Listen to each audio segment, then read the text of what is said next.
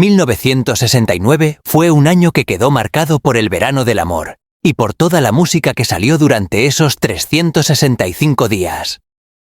The Beatles terminaban de grabar y estaban a punto de lanzar Abbey Road.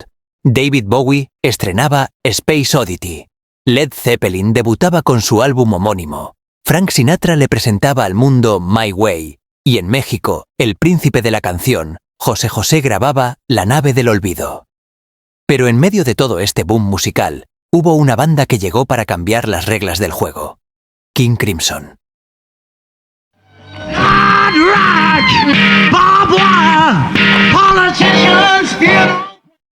Durante ese año, Robert Fripp, Michael Giles, Greg Lake, Ian MacDonald y Peter Sinfield se amalgamaron tras años de ir y venir para armar lo que sería su primer álbum, In the Court of the Crimson King.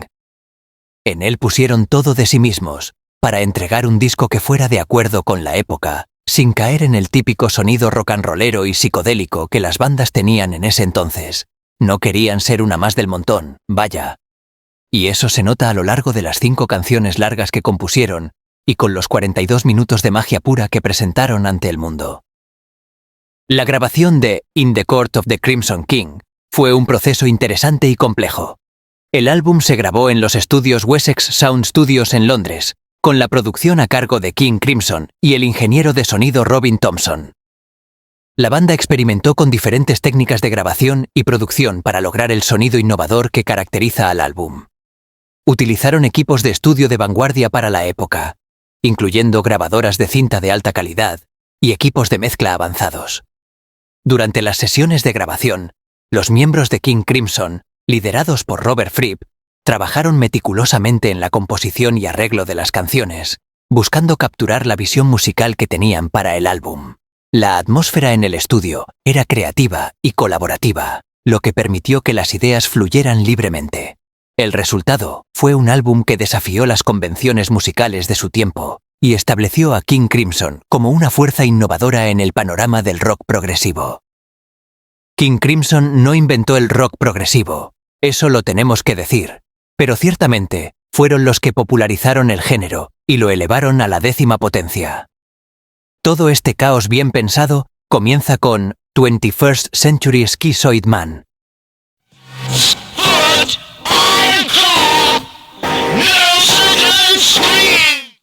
Una pieza que raya entre el hard rock y lo más puro del jazz. Todo perfectamente equilibrado bajo la estructura de rock progresivo. Es en esta rola, hablan sobre la guerra de Vietnam, tema de actualidad a fines de los 60, aunque años más tarde dirían que estaba dedicada a Spiro Agnew, un político republicano de la época de Richard Nixon.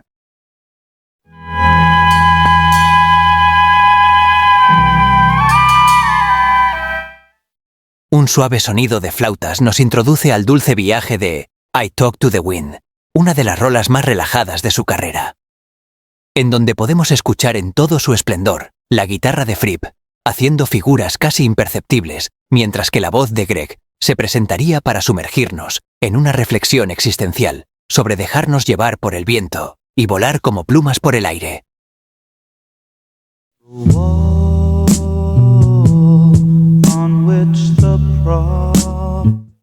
Más tarde, llegaría Epitaph, para cerrar el lado A del disco. Esta canción está fuertemente marcada por sus letras apocalípticas y por la presencia dominante del mellotron, que le da un cierto tono lúgubre en el que se puede sentir la depresión, desesperación y la introspección ante un momento tan impactante como este, el fin de nuestras vidas y de la humanidad.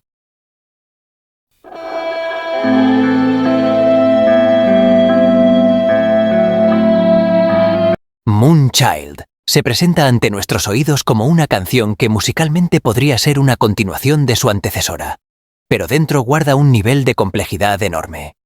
En ella escuchamos la triste voz de Greg Lake lamentándose por el niño de la luna, mientras sus compañeros interpretan una tierna melodía que más tarde se transformaría en algo completamente diferente.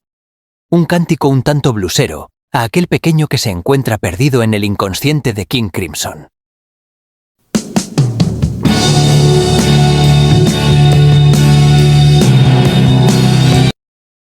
El disco cierra con The Court of the Crimson King, la canción quizá más conocida del Rey Carmesí, que se muestra como una oda a la estética sonora de la banda. Todo un carnaval de sonidos y tiempos que en lugar de ponerte a pensar en una corte donde te juzgarán, te harán sentir como si estuvieras llegando al mismísimo cielo. Un duelo de flautas dulces justo a la mitad de los 10 minutos de duración, un final apoteósico y algunos efectos tétricos es lo que nos deja el debut de uno de los grupos más importantes de la historia. La portada del disco se convirtió en una de las más icónicas de la historia. Incluso hay quien conoce a la banda por esta sin siquiera haber escuchado una sola rola de King Crimson. La pintura fue hecha por Barry Goldberg, artista y programador informático que era amigo de la banda.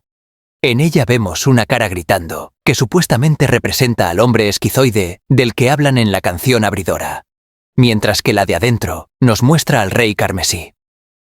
Lamentablemente, un año más tarde, Goldberg fallecería, dejando desahuciada a su obra maestra y única pintura que hizo durante toda su vida.